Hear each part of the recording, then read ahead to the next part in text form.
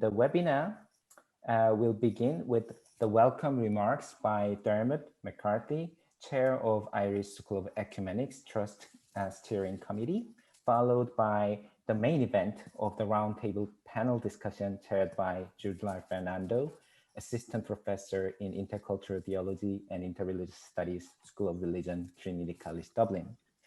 As usual, the ISC at 50 webinar panel discussion will be in 3 rounds. The first round on the challenges and opportunities, and the second on how to address and overcome the challenges. And finally, an open discussion where we invite the audience to utilize the chat function to raise comments and questions. So now over to you, Dermot. Thanks very much, Jen. Well, once again, it's my pleasure to welcome everyone to this afternoon's conversation. This is part of a series which the ISE Trust has been delighted to support using the great insights and organizational capacity of Jen to bring together contributors from within the school and many outside in a series which is designed to engage people with issues that were of concern when the School of Ecumenics was established 50 years ago and remain of concern. And this afternoon, we're focusing on emerging Irish identities. The ecumenical vision sees the great richness of diversity. And at the same time, we live in an age when identities can be the point of organization and mobilization for division.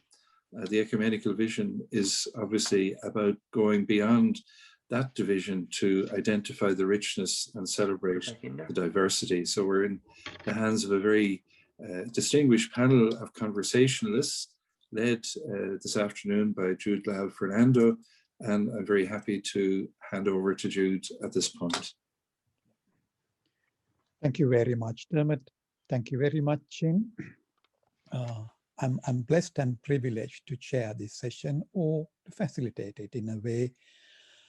It will be a conversation, as Dermot reiterated. The panelists are our conversational partners in this mutual conversation. The emerging Irish identities, intercultural and intergenerational conversations. I remember, let me start with a personal anecdote.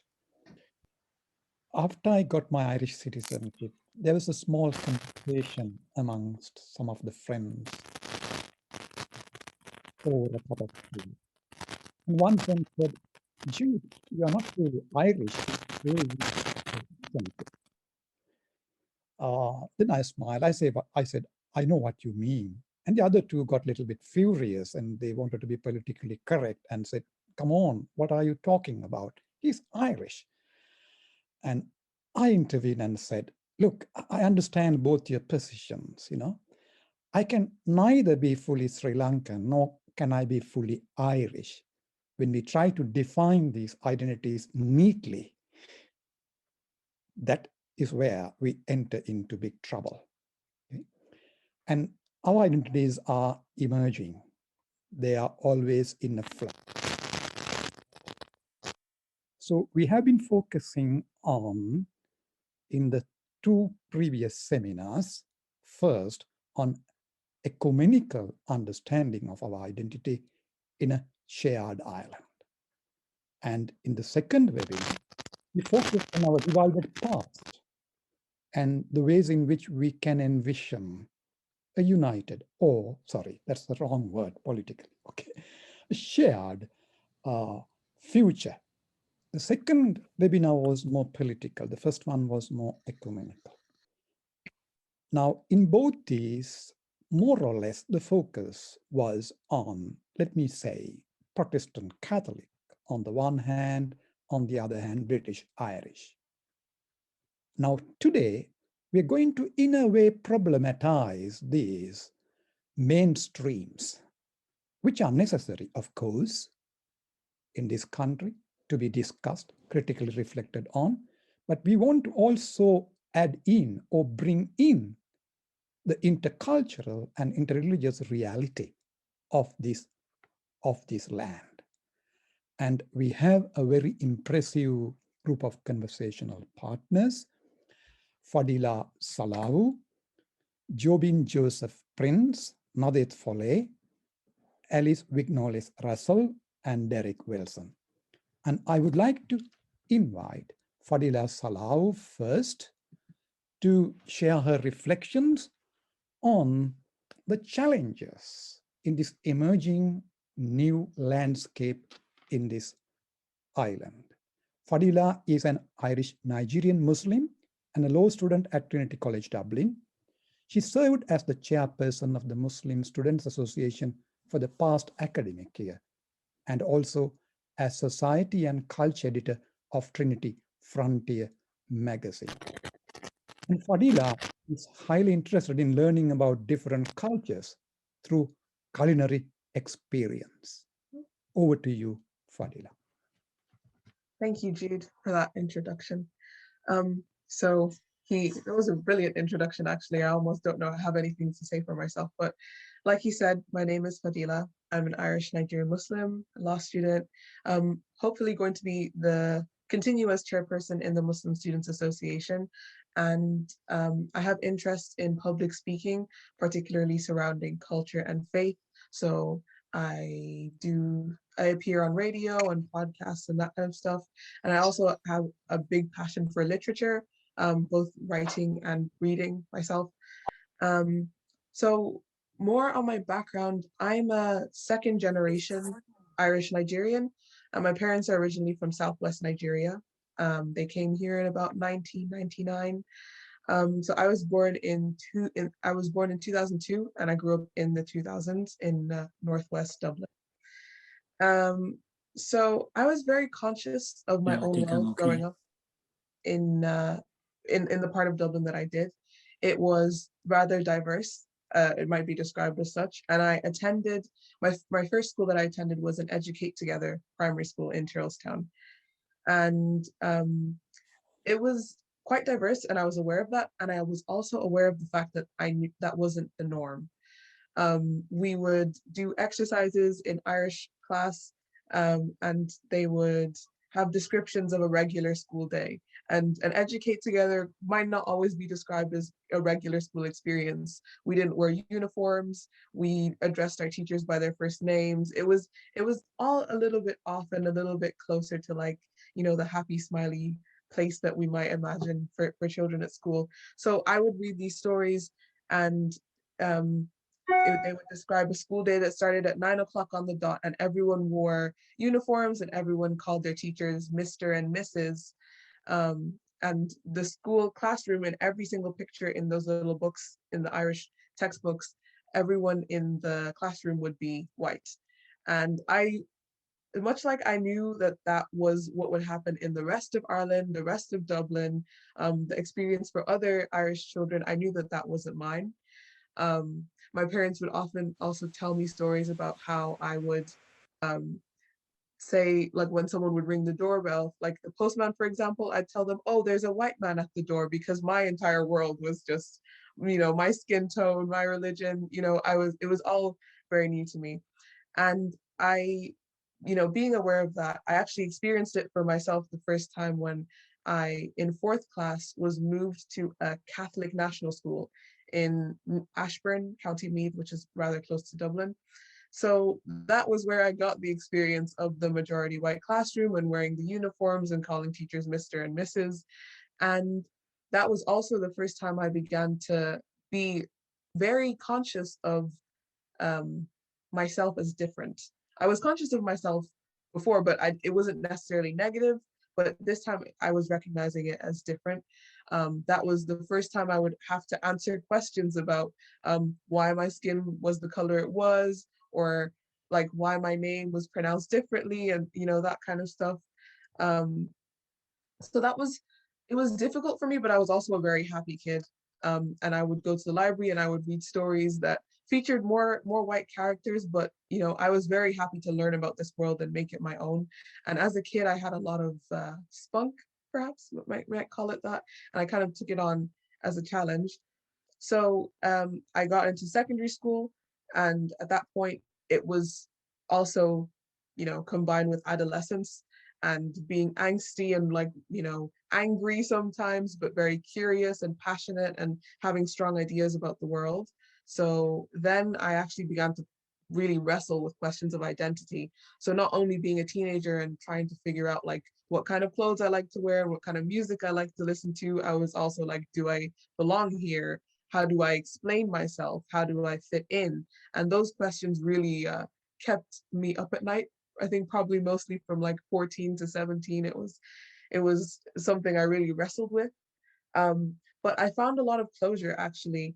I think this is important to mention in an intergenerational context, actually on the internet, because on the internet, it's just a really unique place where you can find, even if you think you might be the only person in the world going through something, always on the internet, there's someone in a similar situation to you. So through literature, which is where like a time that I really found out that I loved reading, and the internet, I found the sense of comfort in being kind of the odd one out.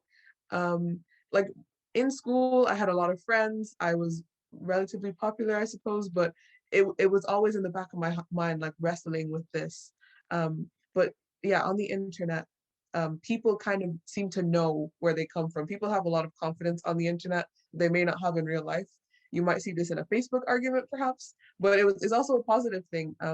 Because people can kind of share their experience, and it's really comforting to know, even in a random chat room halfway across the world, that someone has gone through what you're going through. And I'm conscious right now that it might sound rather negative, but all this while, my curious personality took the forefront. And at times it was negative, at times it was very frustrating. At times I was just like, I wish that the world had no color, the world had no religion. But for the most part, I took it as a challenge. I took it as something to embrace. And yeah, so moving on from there, moved into university, and I was challenged again, um, this time with class as more distinct, and realizing that the academic culture is built on a legacy that's very solid. Every other space I had been in was kind of permeable in some way. Like you could insert yourself and you could fit in, and somehow there was room for change. And but when it comes to academia, particularly in law, I found that everything was very established by people who had died a long time ago. But it was set, and the identity in there was very dominated by a certain class, by a certain group of people. So there, people typically say upper class white men, um, like that string of adjectives to describe the entire academia. But that was another challenge. But it was also met with something quite personal for me that helped me deal with it, which was becoming more practicing of my faith personally. I was raised a Muslim, and I actually began to practice actively and look into the religion and choose it for myself at that point, which gave me a lot of peace and confidence and values of tolerance and understanding what I can change and what I can't change. Um, but also a new identity in itself, because before that I had primarily defined myself as Irish Nigerian. I was Muslim, but it wasn't like a key definer for me. But when I did start to practice, I was a lot more confident in my identity, and it was like my main thing that I introduce myself as Muslim before anything. And that was very a very powerful move, I think, because making clear that that was what I wanted to be defined by first was like giving a clear uh, alert or warning, if you will, like these are my values, this is what you can expect from me, that kind of thing. So when I think of the challenges, I think of mostly the biggest challenge is distance, which I first felt in primary school. So I was aware like my life was one thing and other people's lives were another thing. So separate spaces, separate lives. And I was aware of the other and not really realizing that I was the other. And that's the first challenge that I hope to address in round two. The second one is communication and understanding, which I came to realize a lot, both in academic and social spaces. And we see identity as like a buzzword, especially nowadays in the 21st century, in the era of the internet. And it may be good, it may be bad, but what's really most important is our reaction to it, whether it's hostility or curiosity. And another thing that I hope to elaborate more on in the second round is the importance of cultural literacy, which is what really helped me overcome a lot of the challenges I face as other. And I'm aware that I really don't want to go over time, so I hope to address more of this in round two. Thank you.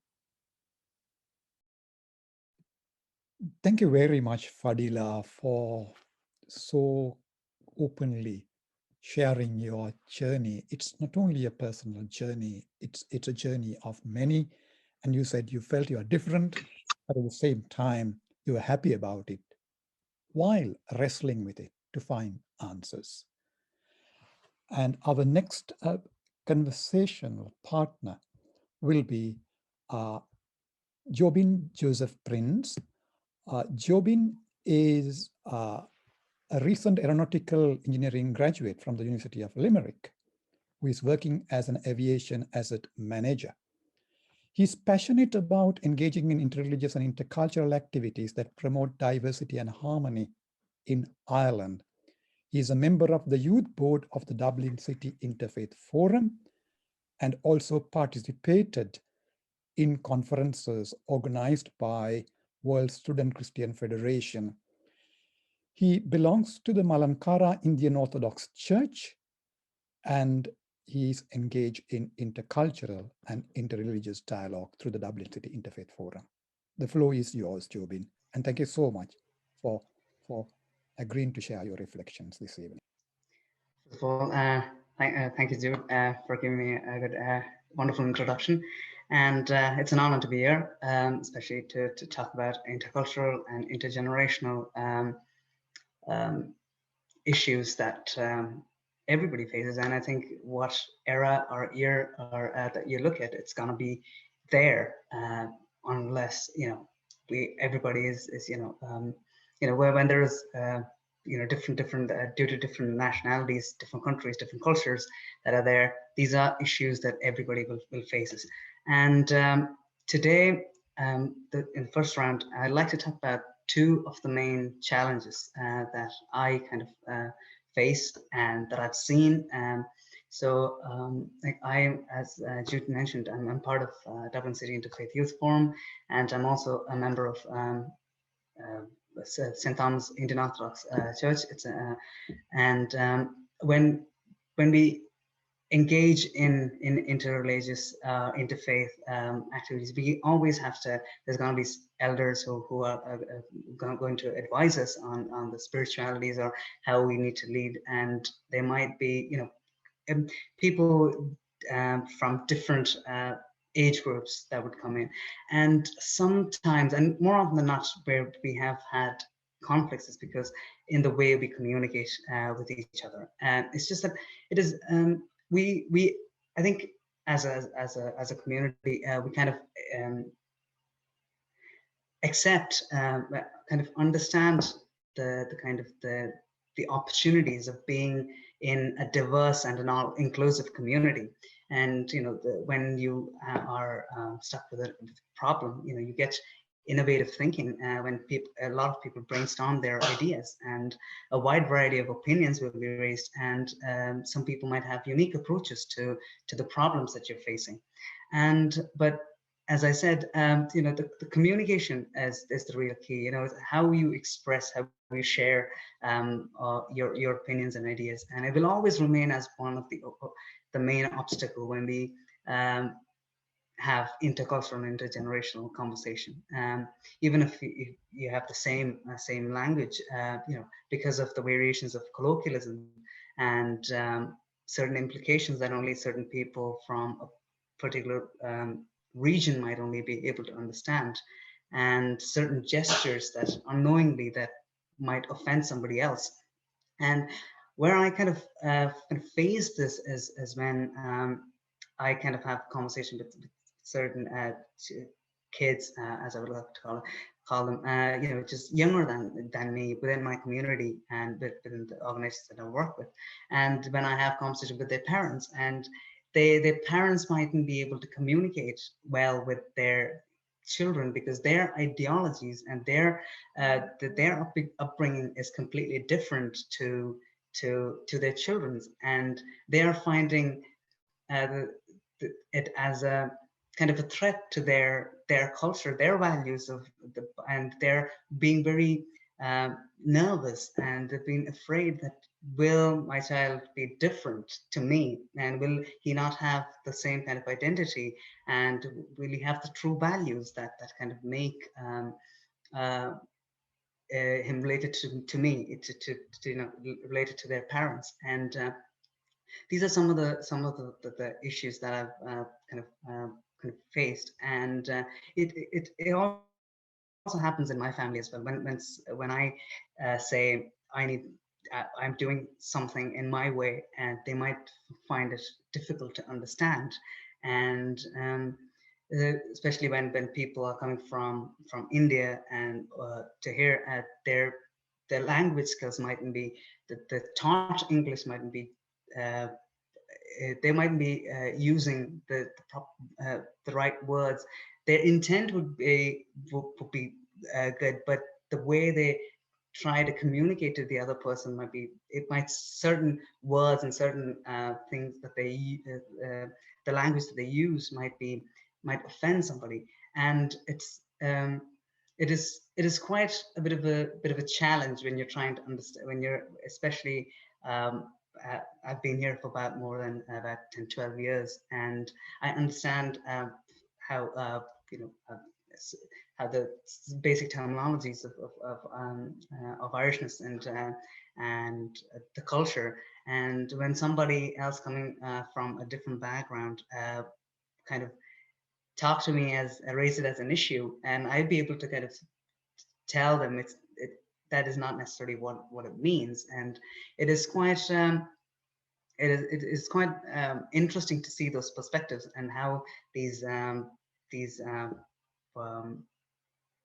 how something can be interpreted in a number of different ways, and some people might take it as an offense. And especially when we have intergenerational conversations with elders in our church, the different generations, as I said, might value different form of communication or style of communication, and their process of work in terms of technology that you use, and the gaps can sometimes they might see it as, oh, they're just being, they're not caring enough, they're not thinking about it properly. And it is one of the issues that we kind of try to tackle whenever we have a conversation with the elders, and especially when there's youth meetings and things. And another issue that I personally think is hostility. And as much as, especially when I work, is where I see diverse people. There's a lot of multicultural people from different cultures across the globe, just in my workplace. And as much as we hate to admit it, there may be situations where instead of trying to communicate and understand each other, people might base their decisions and judgments on unconscious biases, despite their best intentions, and use kind of stereotypes as an excuse for not collaborating with other people, sometimes purely from respect. They don't want to offend anybody, and they don't want to step into the shoes of somebody else, and just because they mightn't, because of the way they think the other person might react. And these are things that kind of we encounter. It's because, and I truly think it's we kind of blinded by the media for a good part of it, and us not being focusing on the facts and the logics behind these things. And what is worse is that when you work in an organization or within a team, is with people take that as take that as grudges, against particular cultures and religions. It kind of hinders the growth of a community, and whatever end goal you're trying to achieve, it defeats the whole the morale of the team, and you tend not to reach the goal, or you mightn't be as successful or as happy as you would be when you encounter these kind of issues. And sometimes people are reluctant to speak up, especially when they think, when there's when they might feel like they're being treated unfairly compared to if there are minority groups, and distrust can arise between people, as they might doubt each other's ability to perform. And these are two of the main issues that I have come across, that I think are the two biggest challenges that we need to overcome as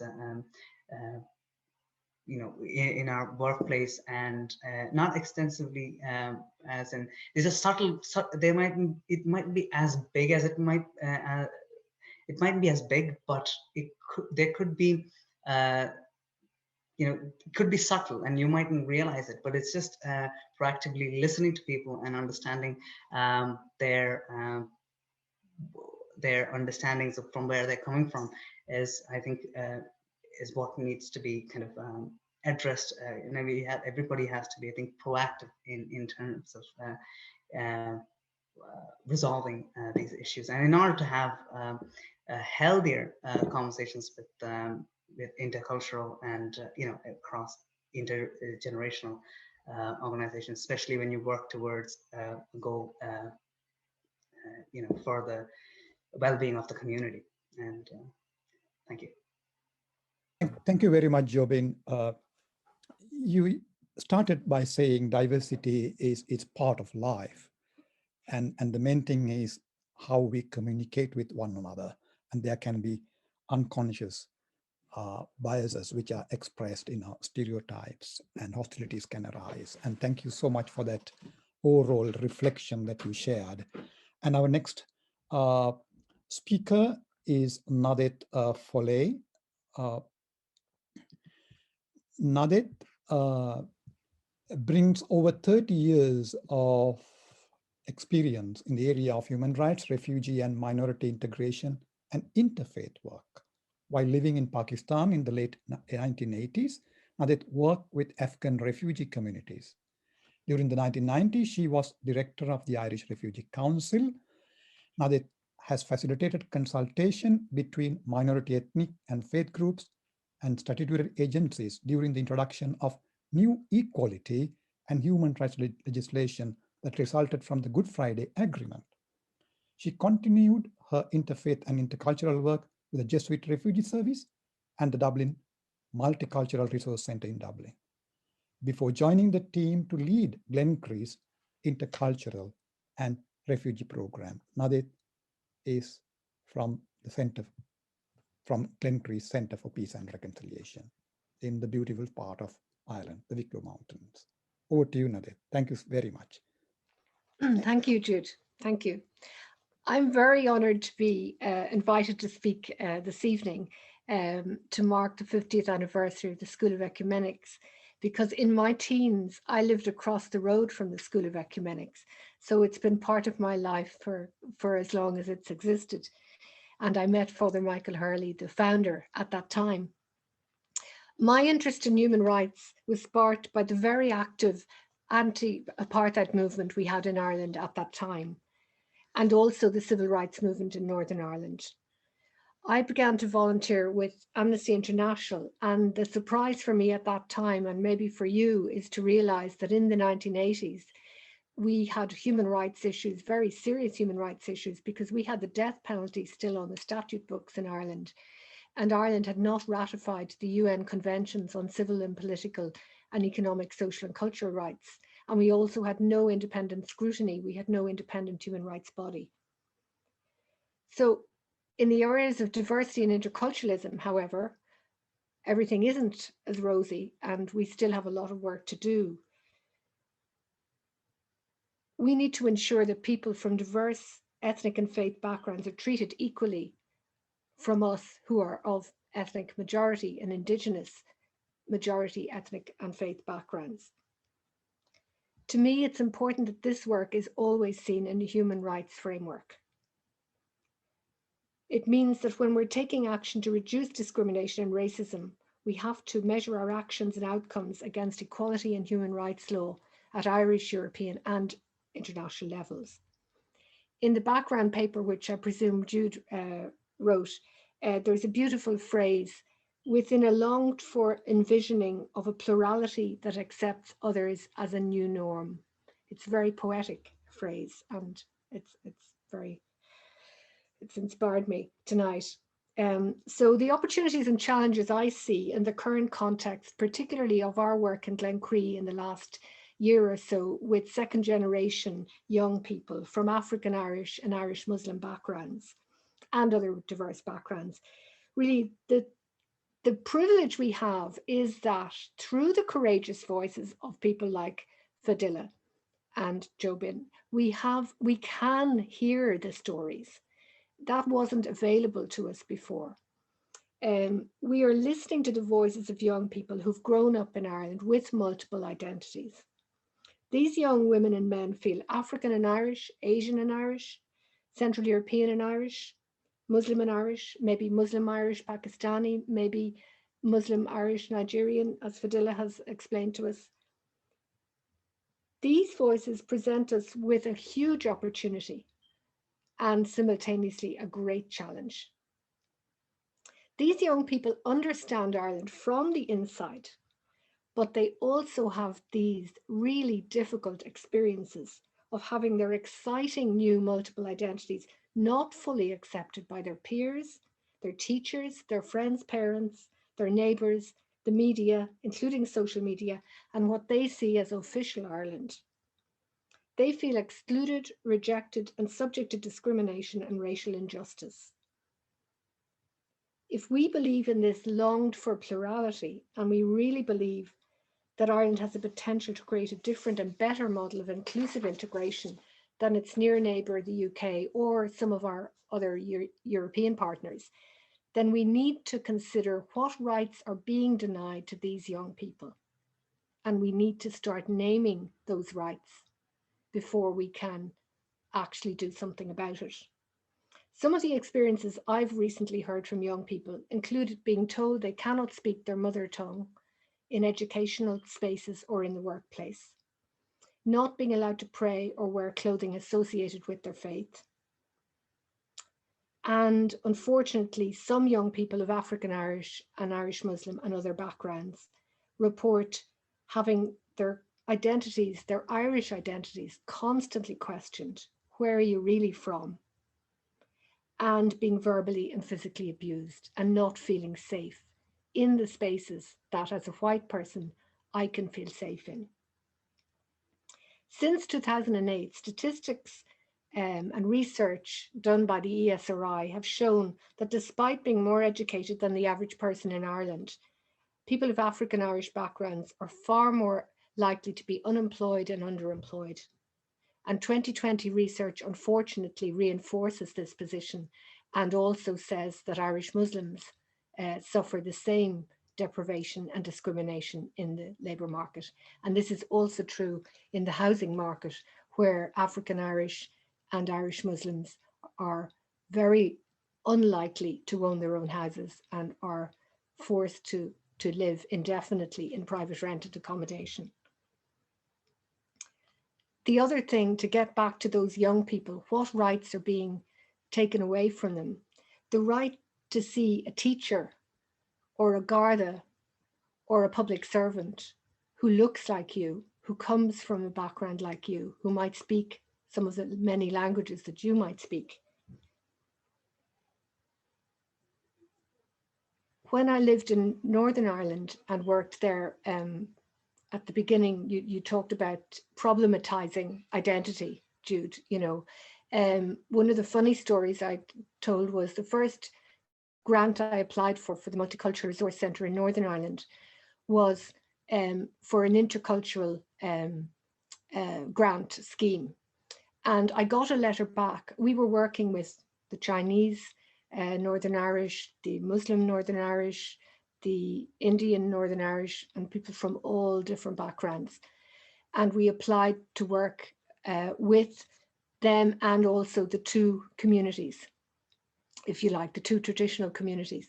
We got a letter back saying, your work is not multicultural or intercultural.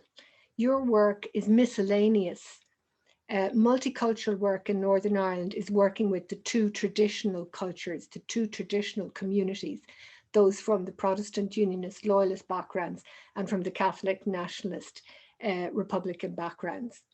So that was my introduction to an understanding of diversity and interculturalism in Northern Ireland. So I think we really, certainly in Glencree, what we are trying to do with our intercultural refugee program and with our Women's Peace Network is to embrace people from all backgrounds, so that our peace work in Northern Ireland is not just about the two communities, it's about the diaspora women who also are living on this island. And that's enough. I'll stop there, Jude. Thank you very much.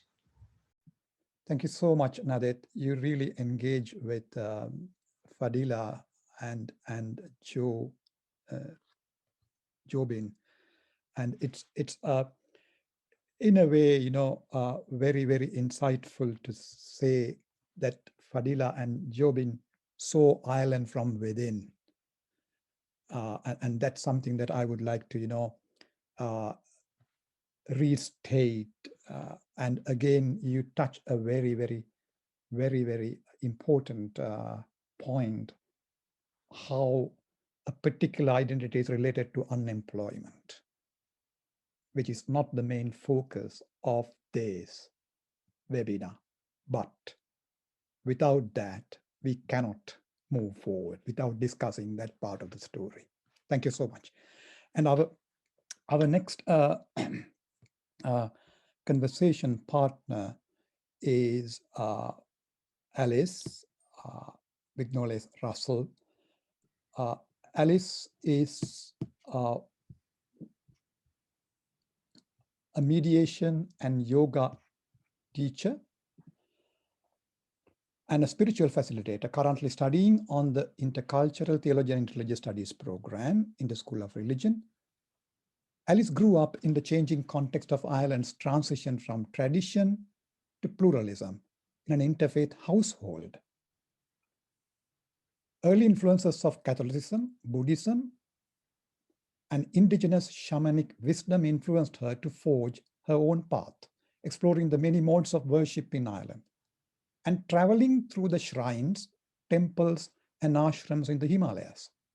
Alice is also a filmmaker, an associate lecturer in design for stage and screen in Dunleary Institute of Technology and Arts. Thank you so much, Alice, for agreeing to be one of the speakers today. The floor is yours. And thank you so much for having me, Jude. It's a pleasure to be here and to hear everyone's contributions. Thanks for that introduction. I think that sort of sets up where I'll be speaking from. So today, really, I really have to consider, when we're talking about intergenerational issues in Ireland and the idea of emerging identities, I have to speak from my own experience. And really what I'd like to speak about today is mostly about the contrast between the Ireland my parents grew up in and the Ireland I know today, and the challenges of my parents to raise me in the way that they felt was correct, and the challenges of me to integrate into a new Ireland in that way as it was just shifting. So many people link the idea of the growing pluralism and diversity and religious disillusionment, very importantly, which is something I meet a lot in my work. They link it with the Celtic Tiger, the Ferns Report, but the reality is that our homogeneity was strained for many years before that.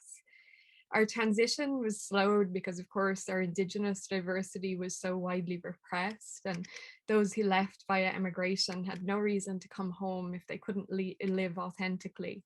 Likewise, our impoverished country had very little to attract outside influence prior to the latter half of the 20th century. But under the surface, really, when I look at the story of my own family and our own experiences, simmering under the surface until it finally boiled over, there was a challenge to the uniformity of society in Catholic majority Ireland.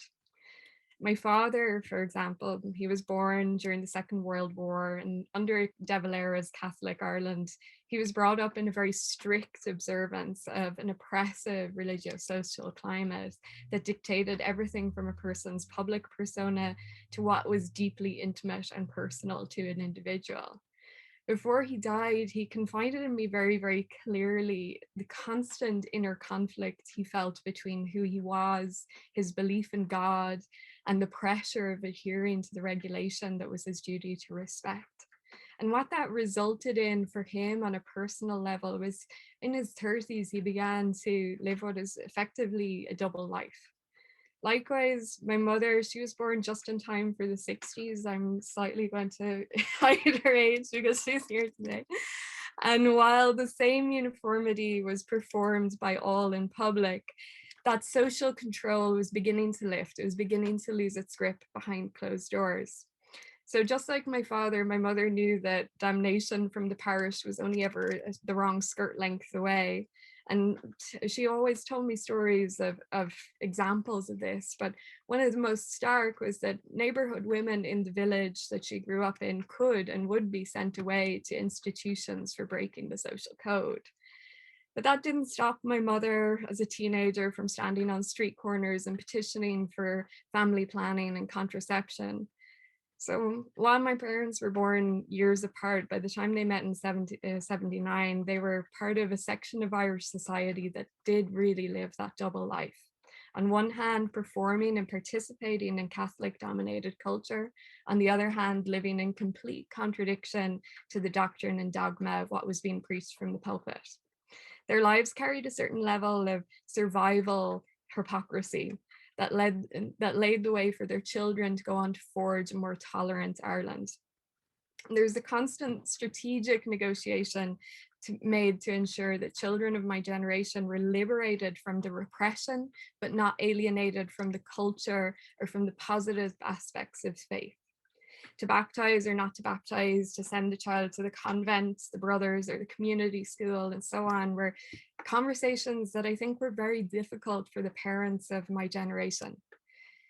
In my own case, my parents brought me up in dual belonging, as Jude described, and I was really free to practice whatever religion that I was interested in. I only realized there was any ambiguity in this because, like Fadila, I'm an Educate Together student as a child. And I really, in that context, I didn't realize that there was ambiguity. I didn't realize that there was conflict in this. It was only when I transferred to a convent school that I realized just how at odds what I believed to be right and what I believed to be morally the correct thing to do was in such contrast to what other people's perception of faith was. So in that experience, that only was intensified by my experience of being in a Catholic convent school. And really, you know, even to this day, like I feel such a longing to go to Mass, such a longing to be part of that culture I was brought up in. But when I realize I really am not aligned to that, it is quite heartbreaking. And even during the last change in restrictions that allowed for Mass to take place, I had this moment of hearing the Mass being said over an intercom in the village here in Enniskerry. And even though it was the same priest who celebrated my father's funeral, just as I got to the door, I realized that as he offered prayers for the bishop and the Pope, that I couldn't go in there knowing what I knew about how misaligned my values were. And in fact, the sanctity of my life and the way I live my life is in the view of the church. So that conflict has been deeply troubling for me on a personal level, and something that's felt, I think, by a lot of people at my age. And the result of the strategic choices of this growing questioning of the growing strain of three generations in Ireland, reaching that breaking point of homogeneity and social control is really seen, I think, today. When we think about what happened with marriage equality, we realize that that happened because people of my generation rang their parents and their grandparents and spoke about their lives. Repeal the Eighth was realized because women were prepared to stand up and reveal the secrets they'd been forced to keep. And in both of these historic and previously unimaginable shifts in Irish society, we appealed to relationality, to compassion, and really, in effect, to true Christian principles of forgiveness, love, and reconciliation. And when I think about that, and I think about the intergenerational conflicts I've met in my own life, especially with what I do and the various different ways in which I live that, I realized that the issue is not a want of those key moral principles on either side. It's not a want of the desire to do good and to embody good, but it's a tension between the perception of the social performance of embodying those principles. For many older people in Ireland, I see that straying away from doctrine obstructs, the fear is that straying away from doctrine might obstruct your ability to follow the example of Christ. But for many young people, it's precisely what Christ taught, whether they have ever identified with Christianity or not, that motivates their departure from socio-religious culture. But we have an awful long way to go and a lot of catching up to do. We're still really just getting into a truly diverse and a truly pluralist Ireland. And really, you know, as I listen and as I read, particularly the comments from Ken in the chat here, there's an awful long way between the poor Black babies in Africa that people were instructed to pray for in primary schools for generations before, and the emotional reality of my cousin revealing to us at 15 how uncomfortable he felt as the only person of color in our family. There's an awful long way to go between claiming Phil Lynott or Paul McGrath as the only Black men in Ireland and asking people who are native Irish citizens where they're really from because of the way they look. While many of us are building a more tolerant and diverse Ireland, the reality is that we're behind. In theory, many of us are accepting, tolerant, and open from afar, but we're still learning to embrace that difference and have an integrated society on our doorstep. With the unaddressed trauma and the Irish psyche of scarcity, tribalism, fear, and oppression, in many instances, the limit of that tolerance is met very early. And we see those social tensions and the realization that we're not immune from bigotry in this country very clearly. I don't mean to sound negative, but I do think that when we realize just exactly what's under the surface, sometimes we see just how much we have to learn. And it's precisely these opportunities of listening, of interacting, of having the opportunity to hear exactly as Nadette said, of what people's lived experiences are, that we actually learn where our blind spots are, where our unconscious biases, as Jobin said. And that's the challenges I see in it. Thank you very much. Thank you so much, Alice. You highlighted the inner struggle of the quote and unquote Irish. And Fadila highlighted and Jobin highlighted the struggle of the new Irish, quote and unquote. Okay, so there is a confluence, a common struggle. The new generation is experiencing, and Nadette was grounding herself on human dignity and which should be accorded to all. And Alice, you concluded by saying the issue is not with the basic principles of religious traditions, but they are social embodiments which disrupt us to get connected to one another. So thank you so much for that. And we come to our last conversation partner, Derek, you are the most senior citizen of this panel. And we are grateful and blessed to have you with us this evening. Derek Wilson is Reader Emeritus in Education at Ulster University. There is established the professional courses of community youth work training at Ulster University as principal lecturer in youth and community work and directed the Corrymeela Ballycastle Centre. He was assistant director, UNESCO Centre at Ulster University, whilst directing Creative Change, an innovative program in promoting mutual understanding for primary school children, parents, and carers, teachers, and school managers. Derek's work was recognized by several awards, such as the MBE for Services to Community Relations, the Exceptional Achievement Award for Community Relations Practice from the Northern Ireland Community Relations Council, and the US-UK Fulbright Scholar Award. Over to you, Derek. Thanks. Apologies for that introduction that you maybe were forced to give by Jin. I'm not sure. I'm very glad to be with you. I feel pulled into the Ireland I wish for, speaking out of sometimes what feels like a part of Ireland that is a sectarian prison, or a prison, a place that somehow has wonderful people and wonderful ideas, but often holds progress back. My own history is with Corrymeela. Ray Davey influenced me, the founder of Corrymeela, who was a prisoner of war for 3 years in Dresden, and then went back and visited his captors.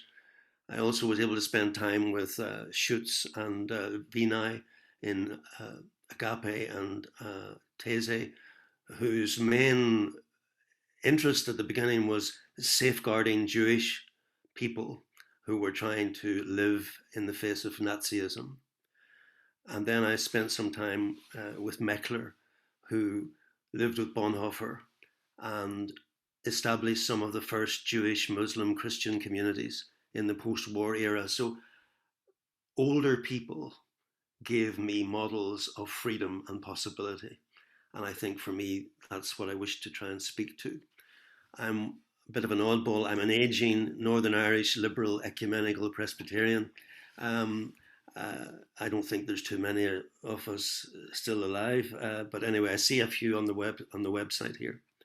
For me, the intercultural challenge really means, for someone as old as me, that on this island we now need to reassert and establish certain basic principles and values that are interweaving and interwoven. And for me, these principles came out of our earlier work in the 90s.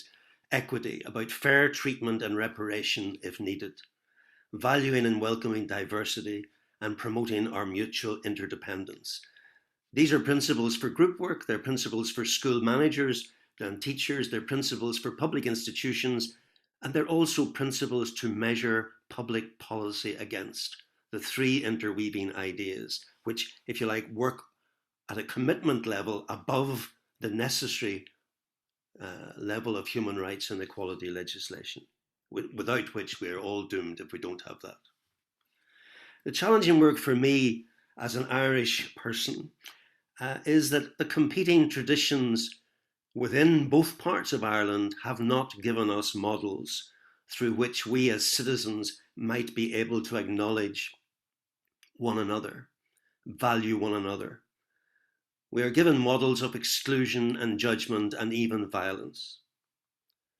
And with such a deficit, it's older people, and in that sense, white Irish, if I can use that term, I'm sorry of it, but I mean those who historically are told we've lived here for ages, we really have to start listening and learning with those who are more recent citizens, or those who have been here for many years but were never really acknowledged as citizens. So for me, one of the intercultural challenges also is for us to learn and listen. Thirdly, for me, I'm tired with Irish romance about community. Our romance about community needs to change. Catholic and Protestant who emigrated to America held back the progress of the Black community. They made it difficult for other newcomers to come into that society. We helped spawn society of discrimination. I've just spent 9 months in the first historically Black college in America, and it was really painful to hear the stories of those from the Black and Hispanic community, especially when they did not feel acknowledged and did not experience being valued. Another thing that we did was we stood back, and people like you and I, who belong to that older historical tradition, stood back when many of the 5,000 people who were lynched in America, right up until the mid-50s, were lynched. We were part of the bystanders. So for me, that part of being Irish is nothing to be proud of. But the other bit of romance about community that we Irish seem to be very good at is it's all tied up with single identity understandings. I'm explicit if I'm Irish about being together, but what I really want to do is be together with similar people. I love the sense of celebration, but really I prefer to celebrate with my own, whatever that means. I value sacred beliefs and values, but I don't really give place to the different others who might have different beliefs and values. I might let them in a little bit, but I certainly not give them any structural recognition. For me, coming out of my ecumenical journey, for me having the experience of some wonderful people in other faith traditions and none, they introduced me to other notions of community, a community that welcomes, a community that's hospitable, that's invitational, that's permeable, that expands to accommodate whoever turns up. I want an Ireland where that sort of community we can romance about. The intergenerational challenges for me start with affirming the agency of young people. The OECD has a report for 2030 that says in a world of interdependency and conflict, people will successfully secure their own well-being and that of their families and communities only by developing the capacity to understand the needs and desires of others. We need to harness the educational task of schools, of further education, of workplace traineeships, and especially of higher education. We need to harness that process to the transformative process of bringing us all into a greater sense of difference with one another and ease with one another. When people experience and affirm relationships in which they express their voice, they are able to find their own agency. And young people with diverse abilities, experiences, and talents, not just members of identity communities, but citizens of this island, can begin to be seen as assets, not problems, as members of the future to which we all wish to live, and not just as members of, in my case, conflicting identity groups. So empowering the voice of young people, bringing them into relationships where they interdepend, is about releasing, I think as one of the speakers earlier said, releasing the creativity, releasing the imagination and the ability. In Northern Ireland, we haven't done well. We had a Good Friday Agreement that was also supposed to provide a civic forum. We were supposed to provide civic forums for young people to debate and discuss and engage with these problems. They mostly fell by the wayside, with some notable exceptions by really enlightened schools and some youth agencies. But they were not given political blessing because political blessing did not wish to be given to help citizens think differently about moving forward in an intergenerational way. So for me, we really do need a new approach to understanding the different other in all of our midsts, but especially those people who belong to those older Irish traditions. We need to listen more and learn more. We need to secure spaces and structures in our schools, in our colleges, in our workplaces, in our faith communities, in our trade unions, that really are places where people go beyond being polite, go beyond avoiding one another, and really enter into open and honest, sensitive, robust discussion about how we live together well with difference. When we enable people to deal with sensitive and contentious issues without breaking relationships, when we put relationships first, in which we then can have hard discussions, then we grow a capacity in our young people, but we also grow a capacity in ourselves that we take elsewhere with us and that will cross generations over time. We need people, we need groups, and we need structures where we actually settle with one another and live together well.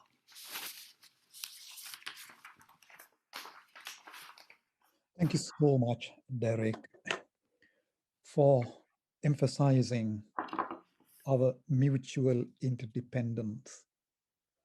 Fadila started this conversation by sharing her journey from her childhood through her teenage life to a college student, self-reflectively, and you shared your journey, decades-long journey, being critical of your own history. Forgive me for using that. Connecting to the African Americans and the Irish romance about community. Okay. And those journeys do meet here this evening. Thank you so much. And I don't want to give a long summary of these sessions. You know, what you all reflected on are self-evident to everybody, and we need to take them into our hearts and minds, not only to our minds, but also to our hearts. And I would like to invite all of you again to go with the second round. Is that okay, Jean? And I would kindly urge you to limit yourselves to 5 minutes so that we could give time to our participants to make comments, raise questions to the chat function. Okay? And Fadila, would you kindly start by reflecting on the ways in which that we can address some of the challenges that you yourself raised and the others raised? Over to you, Fadila. Thank you. Thank you. And at this point, I have to thank all of the other panelists for those like really, really thoughtful and provoking and necessary statements that you made. It really just resonated with me very deeply. So at the end of the first round, when I spoke, I mentioned 3 kind of key issues that I highlighted, which were distance, communication, and understanding, and cultural literacy. And I think, you know, stepping back and hearing other panelists' reflections, issues of belonging and social issues are really part of like a wider, I don't know which is the more important, which if you can scale them, but economic and political circumstances are a huge, huge factor in this, whether it's rates of employment or whether it's, you know, discrimination or policies that have come into place as a result of like, you know, governmental and historical conflicts. But I'd just like to bring it back to the personal level on understanding our fellow Irish people on a very human level, which, as Derek said, bringing relationships back to the center of the conversation. Firstly, on distance, separate spaces and separate lives is kind of how I saw it. You know, the people who practice a different religion or the people who have a different skin color live in one part of Dublin and the others live in another part of Dublin, and we go to certain schools and they go to other schools, and we go to our churches and they go to their mosques or temples or whatever it might be. And that's basically the gap that we need to fill. So when it comes to communication and understanding, the main issue, you know, identity is the buzzword that it is, but our reaction is most important as whether it's hostile or curious. And I think curiosity is the way to go forward. I think communication needs to be empathetic, direct, confident, and understanding, with empathy, there needs to be a willingness to understand and connect with a fellow person as a person, not as a social liability or an economic liability or a separate sector of society. You know, and when it comes to communication, Jobin actually made a really interesting point on language. And, you know, I actually wrote about this because I found it really fascinating how when I speak to my parents, I have the gap of our generations, the age between us, and also the cultural gap of them growing up in a Nigerian setting and myself growing up in an Irish setting.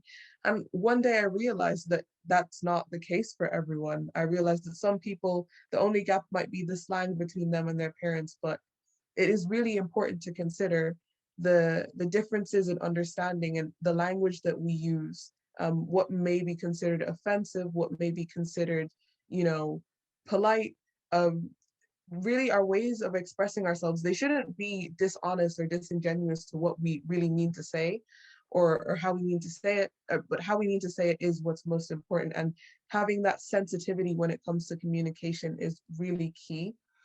And as well as this, there needs to be at the center of our communication and our desire to understand, a desire to learn. Cultural literacy is so important, and something that I came to realize is, you know, being Muslim and Ireland being, you know, majority Christian, we'll say Christian to encompass, you know, the various sects. I realized that many people saw my faith as something more exotic, and something Eastern, something completely unrelated to anything they had ever known. And I think with just a little bit of probing, a little bit of a desire to learn, an actual learning, we find the similarities. Of course, you know, Islam being an Abrahamic faith like Christianity, us sharing similar values. And then the classic one that gets everyone is like, oh my God, Muslims believe in Jesus too. Yes, we do. So those kind of things can be easily bridged. Another one I found between my Nigerianness and my Irishness, a really interesting point that not a lot of people pick up on is the shared history of oppression that allows Irish people to empathize with the oppressed all over the world. Like, I see it as something I'm very passionate about currently is the Palestinian cause at the moment, and Ireland's pro-Palestinian history. When, like, looking back on Nigeria and Ireland, it's so obvious the many similarities we have, both being former British colonies and, you know, our evolution as our, you know, separate societies, but with very similar histories on that ground. And, you know, Derek made a point on what we see as sacred and how we really choose to see the other and who are ours and who are theirs. And I think when we have, you know, just a little bit of cultural literacy, maybe a quick Google search, but also, you know, really deep conversations, we learn to understand that we have far more in common than we usually think. I explored this on an episode of a podcast that I was invited to speak on. And something that I really liked was the conscious but casual effort to learn. You know, we do have our formalities, our politeness. I think as Irish people, we don't like to be very confrontational. We're not always very direct about what we want to say sometimes, which is another thing that has been highlighted as a cultural difference between my Irish and Nigerian side.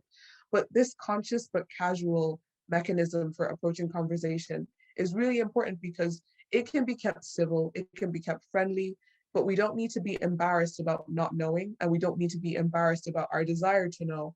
And we also do need to, you know, as much as we are trying to be open, we also need to, you know, maintain that sensitivity, you know, through our language and through how we express what we would like to say.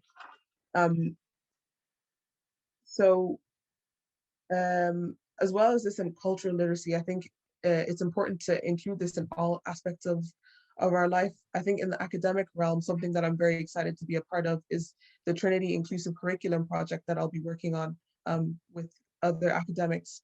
And that this is another way of like focusing on the many similarities. Oh, thank you for the time alert. and challenges we faced, whether from socioeconomic backgrounds, racial or religious ones. And we can find those similarities, also be careful not to absorb them all, into the same struggle. A working class person may have a struggle and a person of color may have the same struggle, not the same struggle, but a struggle, but they're not the same, but they're definitely unified in that struggle in some sense. Something I would like to conclude on, I had a very eventful Friday. I went to get tea with a friend and we passed through St. Stephen's Green and we walked along the Liffey, and I was greeted with a welcome to my country. And this was someone who was very clearly drunk. He was off his head, to be very honest, but he was direct and he was really well-meaning. He said very straightly, he said, "You look different to me, but I want you to know that you're welcome here. And my daughter looks kind of like you." And I was a bit skeptical at that because he was a white man and I don't think we share many features, but maybe his daughter does look like me. But there was that directness, and he said it, and he was like, "You may have a different experience to me, but I want you to know that, you're welcome here. And I've lived here my whole life." But it was still a really pure moment. And then he went on to talk about how much he had drank that day. And, the conversation was a little less wholesome, but still. Another thing that happened on that eventful Friday was I walked through St. Stephen's Green and there was a Turkish YouTuber who was recording a series of interviews for his channel. And he asked me to take part in the interview, which I did. And the first question was, "How do you feel about the future?" And something about that question, just asking the question, wanting to know an answer, and by that answer, trying to help construct our ideal shared reality, I think is so important. And these two, chance meetings really actually led me to think about, there is a lot of hope. There really is. There is a long, long, long way to go. But with these, simple gestures, maybe if a little odd, we can go a long way. Yeah. Thank you. I hope I didn't go too much over time. Yeah, thank you so much, Fadila. And Derek, thank you so much. You, Fadila, spoke about curiosity as opposed to hostility, and Derek laid emphasis on relationship. Keep the relationship the main focus, and curiosity as the focus. Always I have found, not knowing somebody who is different is not hostility, but unfamiliarity. So now our next contributor, Jobin, would you kindly address the challenges in your own way, and also if you could kindly respond to the others. Sure.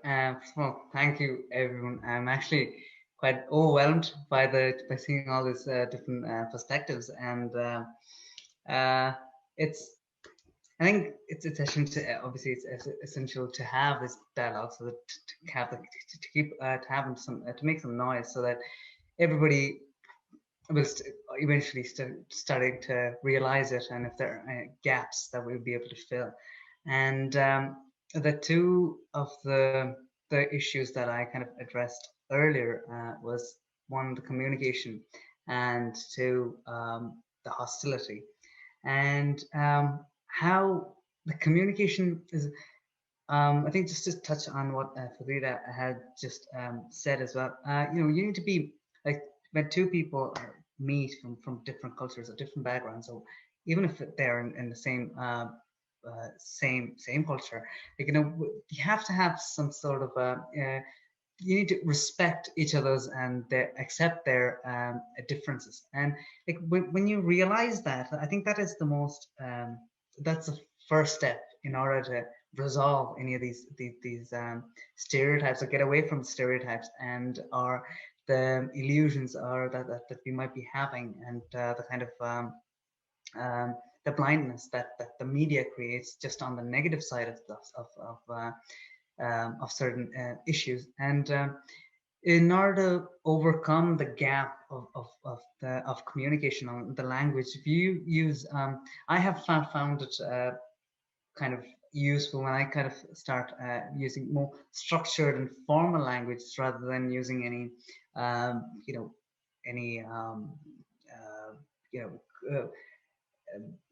just colloquial languages. It's just I find it much more. I think it sort of is welcoming to another person, so that he understands where, so that he has a platform to communicate and send his opinions and to share his ideas, and to use appropriate discourse to avoid miscommunications. And generally, when it comes to, especially when I talk to, as I said earlier, you know, when people come over from India and other parts, when the English mightn't be their first language, and when they speak, we have to be patient. And because, as I said earlier, as we all know, that we but the opportunities of being diverse, you know, increases the productivity and whatever goal that you're going to achieve. If there's a good team, and if there's some more ideas, and the more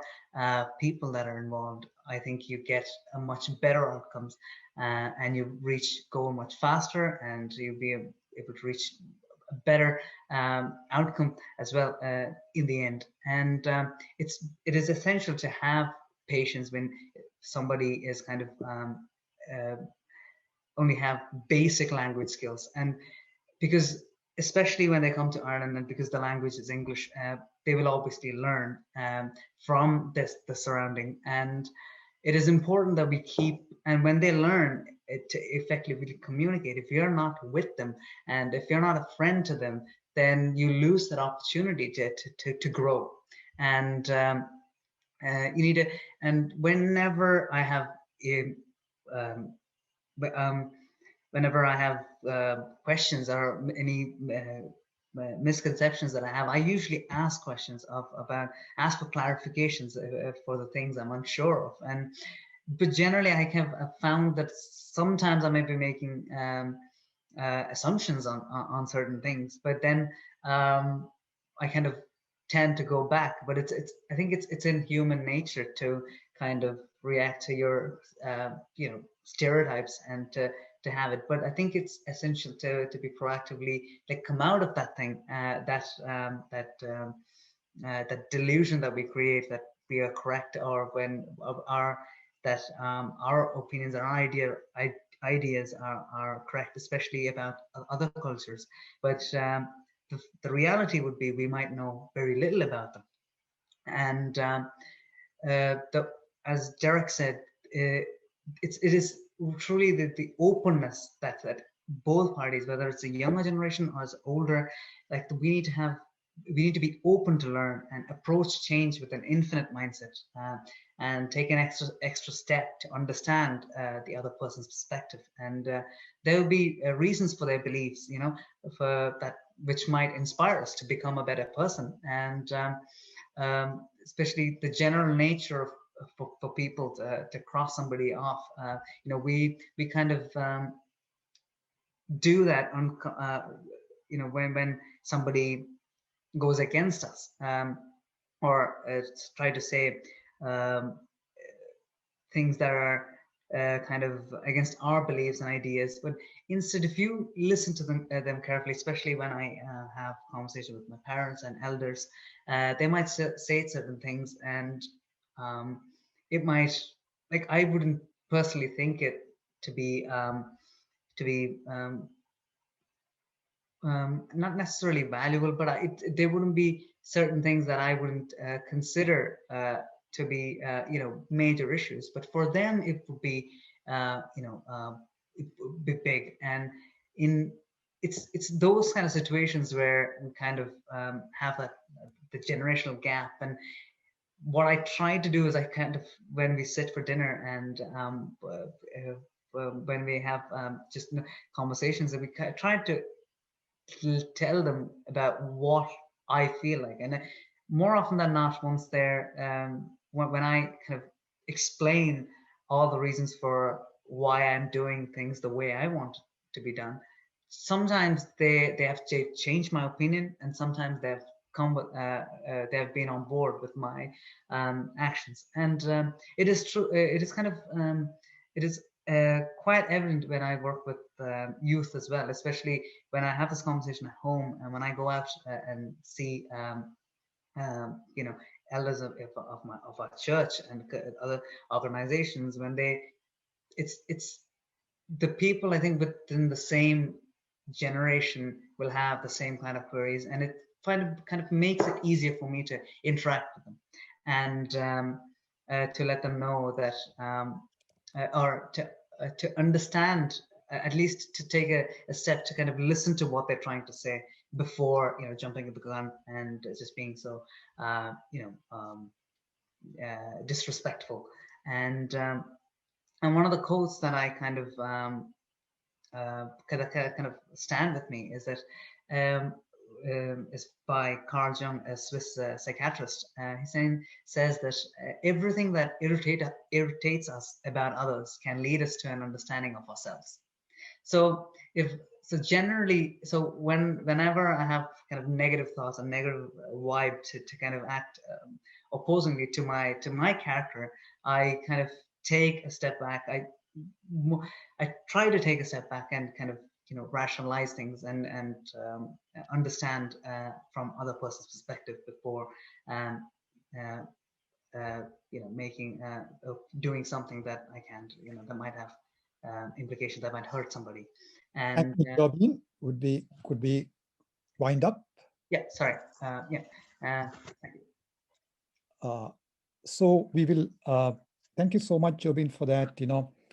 Developing an alternative discourse was what was highlighted with openness. And we know very little about the other, quote and unquote. And a conversation, raising questions would help. And thank you so much for those insights. And we come to Nadet now. Over to you, Nadet. And our conversation is to see a way forward.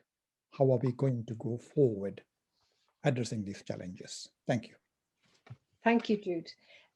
Yes, I will talk about going forward, but I'm just going to respond to what Derek said about the romance of community, because I think there is a notion that people cling to here about Ireland of the Thousand Welcomes, and that for a lot of white Irish people like myself, that it's actually very difficult and that they resist accepting that there is discrimination and that there are inequalities based on race and ethnicity and faith. And it is almost like that they have to sort of go, have that loss, accept that loss of that romantic notion. And I heard it very well expressed by a woman from a migrant background last year who explained that, yes, she understood it was there, but every time there was a microaggression or any kind of racial or ethnic abuse against her, it was like one of those welcomes dropped off. And she's not quite sure how many welcomes she has left, And I just thought that was a really good way of puncturing that sort of self-satisfied notion that some of us sometimes hold on to. So, I mean, I suppose my thing really is that I feel a responsibility as a white Irish woman to stop being patient with the people who are making the laws and policies and are responsible for service provision and systems which are producing these unjust outcomes for people of African Irish, Muslim Irish and other backgrounds. So I know that Emma Dabiri, who's a wonderful academic writer and media professional of African Irish origin, is now calling for an active coalition of those of us who want to see fast and systemic change in Irish society. And I think it is something that we have to embrace with energy. We can't just, I feel that I've been watching all this for the last 20 years and listening to these stories and trying to do bits and pieces and trying to get people together. But really, we actually have to be impatient now. So it's a call for impatience and a call for action, really. And there are some good things. The new government is trying to bring about a root and branch reform of the system for housing people fleeing persecution who come to our shores. There's also a movement on hate incident reporting with the guards and hate crime reporting and hate crime legislation coming in. And we're also promised a national anti-racism strategy. So those things are coming in, but we have to fight to make sure they come in at the highest level and at the highest standard, and not just an Irish solution to an Irish problem and a kind of a, you know, a Mickey Mouse sort of type of legislation, or a very watered down type of legislation. That happened in the 1990s with the Refugee Act. We got a watered down version. So we need to make sure that that isn't happening. But I think the signs are there. Fadila has talked about being on a committee for an inclusive curriculum in Trinity. And I spoke earlier today with a graphic designer whose mum is Irish and his dad is from the Caribbean. And he is working with a design college to change their curriculum. And he's doing guest lecturing there. And he's talking about trying to get an understanding that design did not begin and end in Europe and the US, you know, because when he studied in Athlone IT and Dublin IT, that's all he was shown. He was shown, you know, fonts and design and, you know, models to look at, and wonderful designers, wonderful artists, and nobody outside the US or Europe. Nobody from Africa, nobody from Asia, nobody from Latin America, the Middle East. The other thing I heard recently is a young man whose parents are from Ghana, and he's calling for African history to be taught in our schools so that young African Irish can be validated in their identity. So I suppose really what we need to build is we need these small changes that we can make and the big changes that the policymakers and the lawmakers can make to build piece by piece the architecture of an inclusive intercultural society. So much, Nadet, you know, for that beautiful, you know, wording of the urgency that we should have. Interpersonally, yes, we have to be patient with one another to understand, as Jobin said, socially.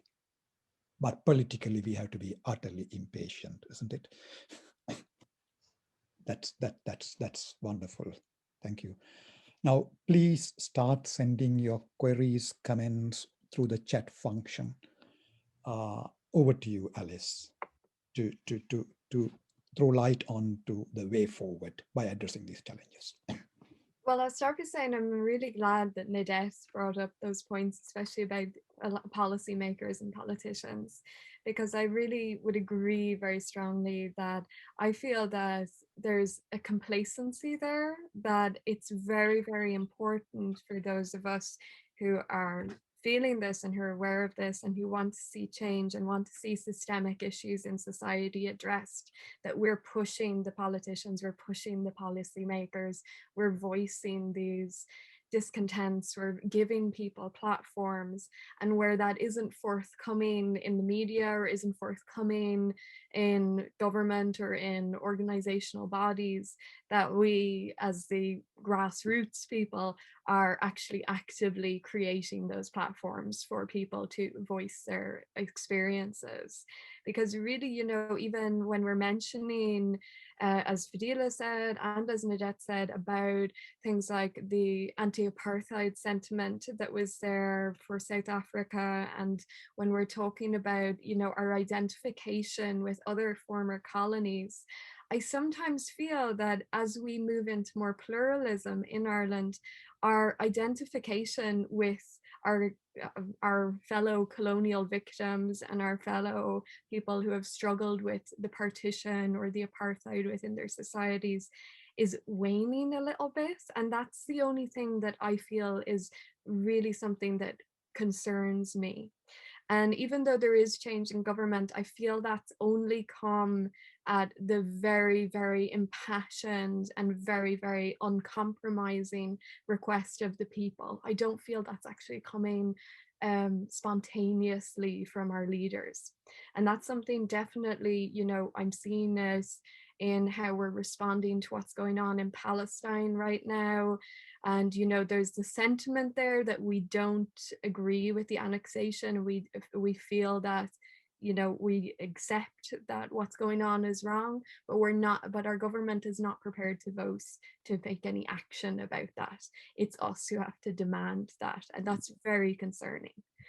But on the more positive point of view, I do really think this begins with relational experience. And as I was saying about marriage equality and repeal the 8th, and even when we're talking about the new policies that are coming in around direct provision and around correcting what's going on there, all of these things are coming out of people standing up and speaking their truth and making connections with others who are perhaps in the ethnic or the racial majority, or who are in the political majority, or who are in the mainstream, and people from the margins being given that opportunity to speak and to form a relationship. And I think it's in that point that we find intergenerational change, and we also find cultural change. It's all through opportunities like we're all having this evening to listen and really listen to the voices of others, that we see an opportunity to make change. But in general, I feel as a country, as Fadila was saying, we're not comfortable with that necessarily. That's something we have to grow and we have to rise to meet the challenge of. Like when we consider what's happening with the mother and baby homes, when we consider, institutional abuse in Ireland, the willingness to listen and respect the needs of the people that are hurt is that what's really absent. We get platitudes from government, we get apologies, we get outrage and indignation from opposition representatives, but where are the voices of people who are victimized by the issues we have in society? Especially in the mother and baby homes situation, we see that those experiences are very much overlooked and people are left voiceless. So that's something that definitely troubles me in this situation, and I feel that's a hangover of the social repression that we experienced. It's still gagging us a little bit, and maybe it's a little bit to do with some sort of post-colonial, post-recession, post-wide-scale abuse trauma that we're carrying as a society. But we tend to shy away a little bit from suffering on our own doorstep, and that's really where I think we need to expand and we need to change this thing. Even we see it in our mental health issues and substance abuse issues, and that's where the growth is. But when I look at how we face up to the past, younger generations, and I'm not talking about myself, I'm even talking about people younger than me, they're not prepared to live with that hypocrisy. They're not prepared to live with that confliction. When I look at my students in IADT, they really have an uncompromising and articulate way of expressing their feelings about social justice, inclusivity, environmental issues, and how they envisage Ireland in the future. Focusing on the one hand, the lethargic complacency on the one hand, and on the other hand, the positive energies that we have, which should be harnessed together to address the structural issues with a greater sense of urgency and determination. Over to you, Derek. Thank you. Thanks to the others. This is great. This is refreshing. I want to share two proposals or opportunities for innovative intercultural, intergenerational practice. My fundamental starting point is that experience precedes cognition. And what we need to do is create experiences of being at ease with difference, out of which new understandings will come. Educationalists have it the wrong way round. Let's create the conditions, and out of the conditions of being together, then we will find new ways to think. I lost two friends recently, one of whom was the former chair of Glen Cree. So life is short, so I'm going to push out two boats. One, when I was 19, I got the chance to be on the board of Corrymeela in the second or third year of Corrymeela. The average age of that board then was in their 20s. charities do not have boards of 20-year-olds anymore. So one of the things I want us to think about is how might we use that tool to create more diverse systems in which more diverse relationships could be developed. So I want us to consider, I'll float the idea, an innovative charitable sector or community social enterprise sector empowered by young people from diverse social and cultural backgrounds, who would build new forms of working together and being together that are diverse, open, and trusting markers of how a more open island culture could be created. I think we could do this. You would seed a number of, you would seed the establishment of a number of small or medium-sized charities for a period of 7 years. They would have to be developed by 18 to 25-year-olds. They'd be allowed to stay on until they were 32 in 7 years' time, but they would have to then get out. But the whole notion would be, it would be helping young people of that age group build, imagine, create, and manage a project that meets their best hopes for the common good. How would we do it? I think we could invite networks four ways. Invite networks of youth and community workers, community development practitioners, student union organisers, workers with young people in care, workers with young carers, workers with newly arrived young citizens, and get them together and imagine what are the sorts of possibilities to support and infect that group with a bit of passion. Secondly, you'd invite a number of charities to set aside some specific money, which could only be used by that sort of group of people to develop a charitable purpose and learn about it and manage it and deliver it. Thirdly, you'd go out to the other sector to secure new charities, and you'd approach philanthropists, foundations, you'd even approach the state and set up a 7-year risk fund that would be open to young people in that age group from very diverse backgrounds, socially, economically, and culturally, who have a wonderful idea. And then they would be empowered to develop the idea. And some of the ideas would fail, but failure is part of learning.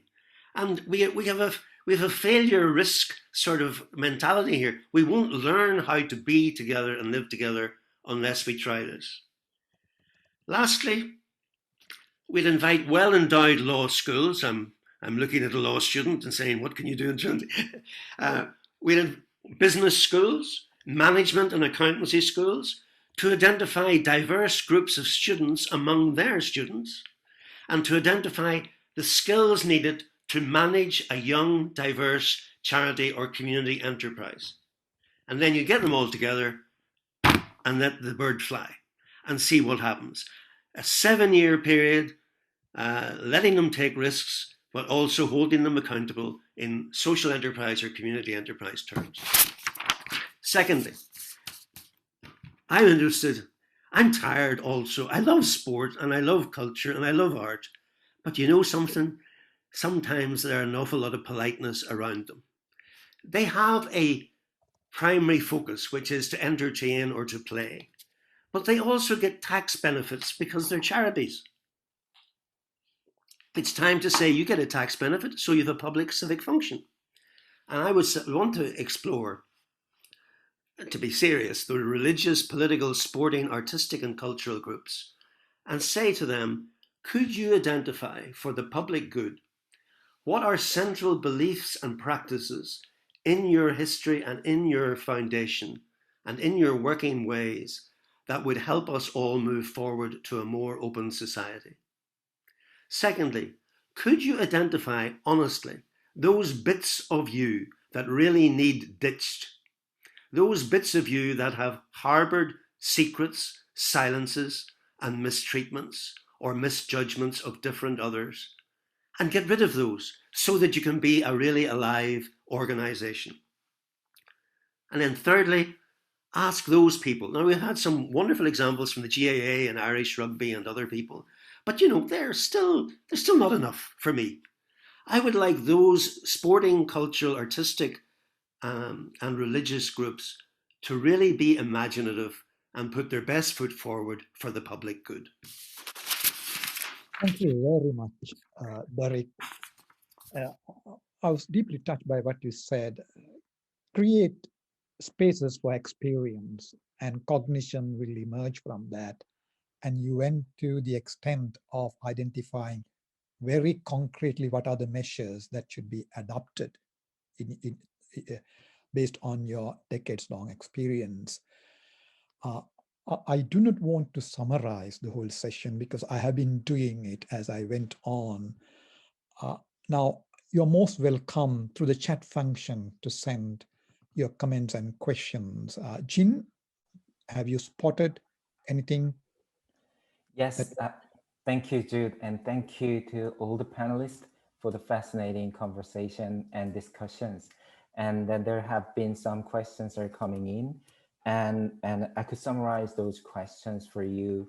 So the first comment was noticing the violent tension in the multicultural societies, and then how do we sort of transform our society from multicultural to intercultural, especially when you are making your identity quite explicit. And then secondly, and in terms of the community relations, then mostly it's about the community. When it comes to community relations, that you are talking about community, the ethnic minorities are not included. So how could we imagine the community with the ethnic minority included?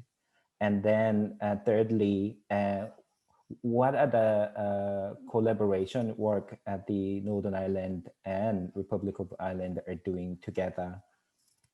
So there are 3 questions so far, and then I can summarize the question again for you. Nadet, would you take up replying or reflecting on the first one?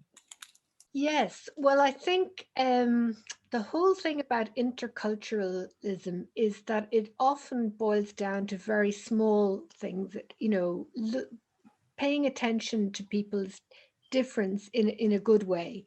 In Belfast, often in our work, it was making sure the ham sandwiches were not on the same plate as the cheese sandwiches.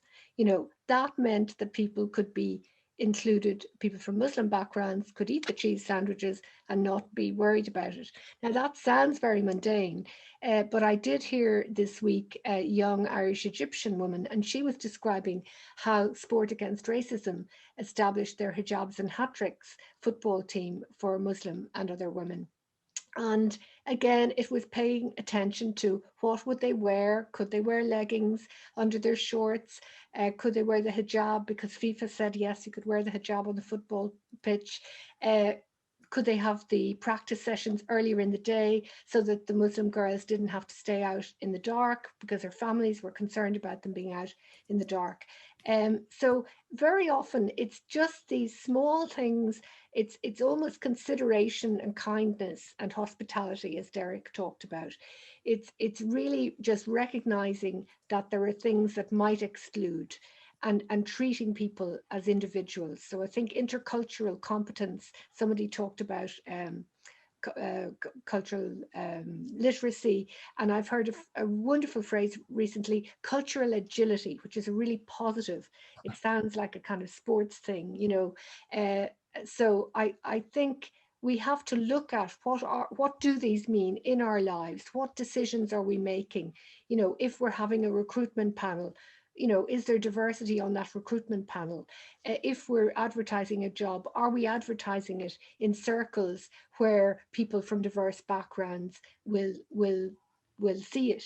As Derek has this wonderful idea, there are social entrepreneur schemes and lots of philanthropic funding, but again, the people in the Irish Muslim and in the African Irish communities, my experience is that they are excluded from most of these funding streams because there are structural barriers. They haven't got a full-time accountant in their office, so they can't apply for a grant because they wouldn't be able to be seen to be doing the financial accountability for that grant. So, you know, we need to look at all of our systems and make sure that they are effectively intercultural. Thank you, Nadet, for highlighting those very serious structural issues. And I think that is one of the main goals of this conversation. Fadila, You have raised your hand, but there's also a question posed to you.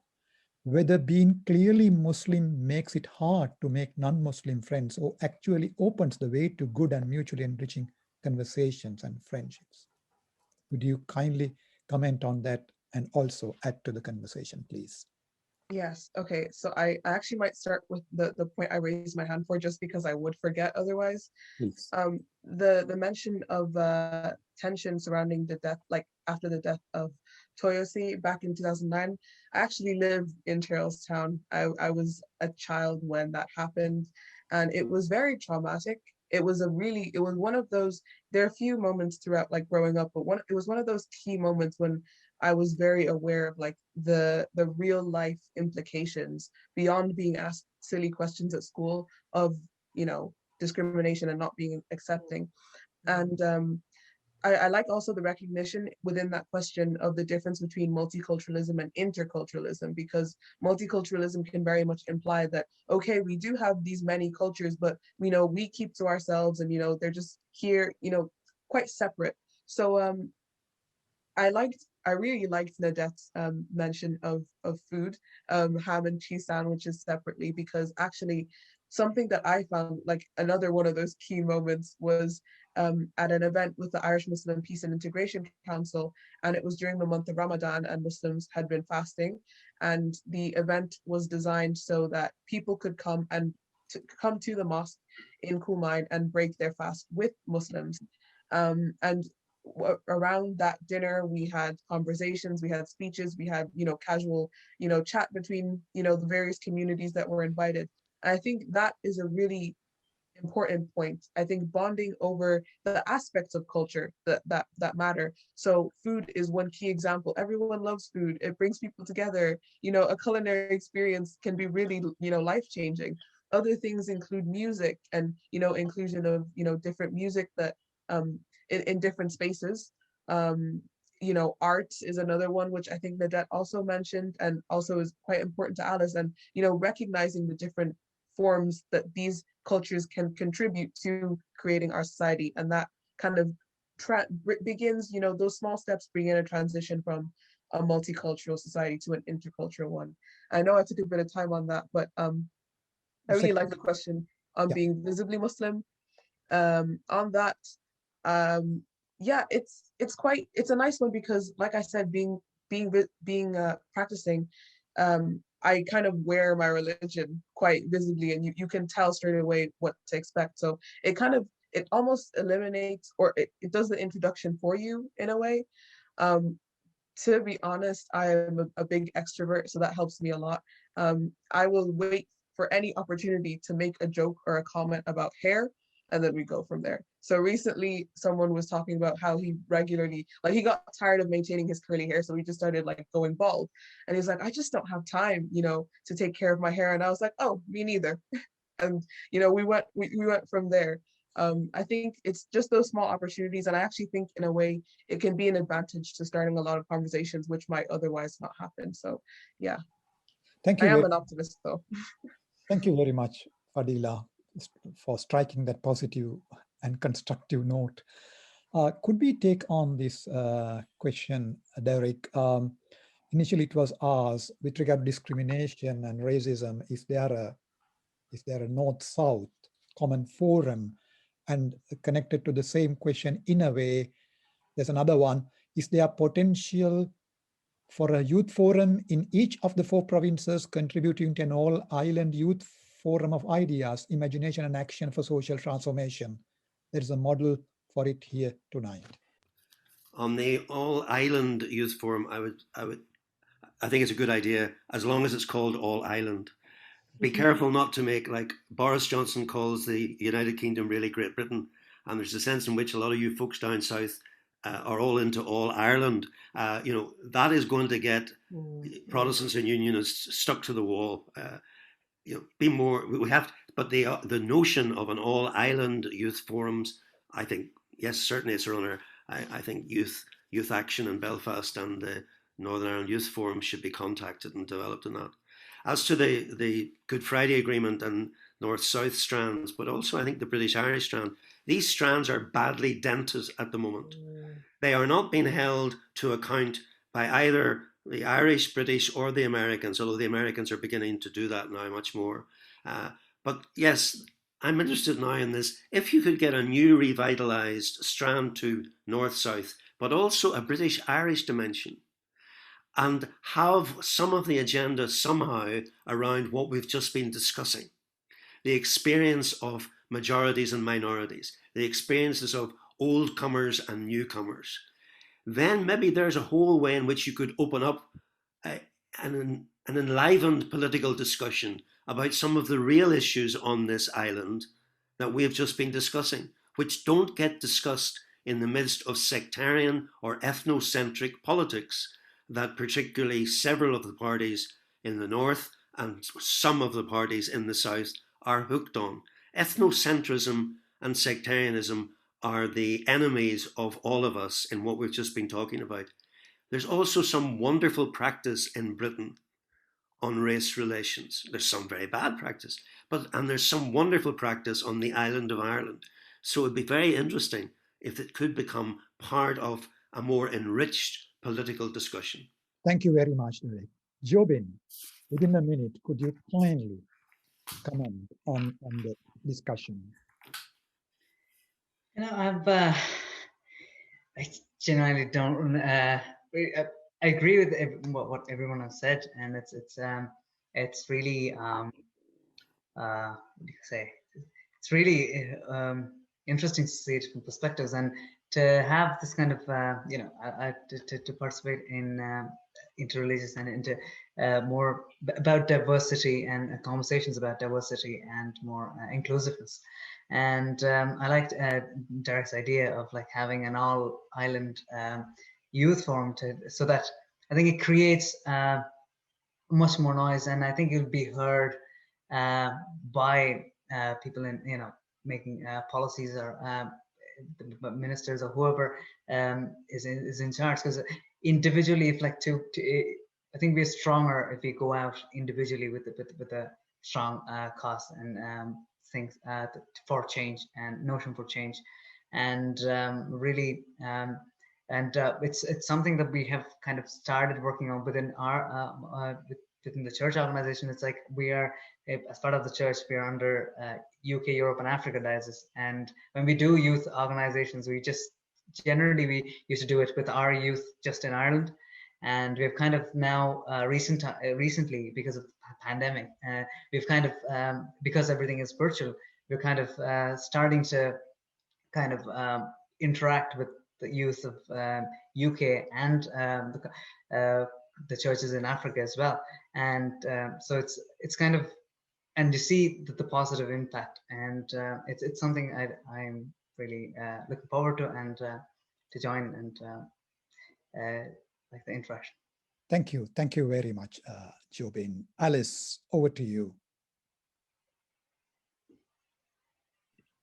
Oh yeah, well, there's so much to comment on, so much to say, but I think really what comes across to me is just a final concluding statement is I really feel that as we're talking about this, it's important that we look to integration rather than getting into identity politics. And, you know, especially as what Derek was mentioning there about sectarianism, that goes the same for, you know, just grouping together in this way. What we really want to look for is not just to represent individual groups in isolation, but to look at how we can change the systems in Ireland, change the socialization in Ireland, change how we eat, as Fadila says, change how we educate our children, change how we, you know, socialize people, to have so that everyone has an experience of somebody who's different to them, so that everyone has this cultural agility, as Nadette was saying, to be able to understand the other and to lose that fear of the loss of their own, the strength of one's own tribe. Because I think we're very, very susceptible in this country because of our past, because of the tensions that are here socially and economically, and especially are exacerbated by COVID. We need to be very, very mindful of going into that tribalism. And I think really, you know, I really, really do stand behind the idea of relational experience and of socialization as an opportunity to get there. We just need to do that without the fear of the loss of self. And I think once we can find that bridge, that would be the way forward. Thank you very much, Alice. Jin, Thank before you. giving the concluding remarks, you have some technical announcements to be made.